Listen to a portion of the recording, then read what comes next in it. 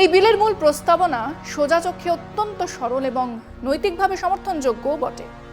যদি কোনো প্রধানমন্ত্রী, কেন্দ্রীয় মন্ত্রী, মুখ্যমন্ত্রী বা রাজ্যের মন্ত্রী গুরুতর ফৌজদারি অপরাধের অভিযোগে একটানা 30 দিনের বেশি সময় ধরে বিচার বিভাগীয় হেফাজতে বা জেলে থাকেন, তবে তাকে পদত্যাগ করতে হবে অথবা পদ থেকে অপসারিত করা হবে।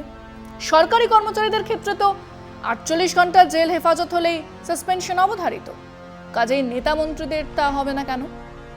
এরকম একটা সরল যুক্তি দেওয়াই যায়।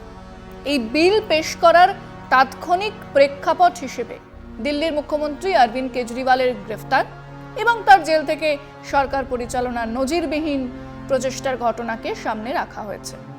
কিন্তু প্রশ্ন হলো, একটি নির্দিষ্ট ঘটনার প্রতিক্রিয়ায় তৈরি হওয়া এই আইন কি শুধুমাত্র সেই শূন্যতা পূরণের মধ্যেই সীমাবদ্ধ থাকবে, নাকি এর সুদূর প্রসারী প্রভাব ভারতীয় গণতন্ত্রের ক্ষমতার ভারসাম্যকেই চ্যালেঞ্জ করবে?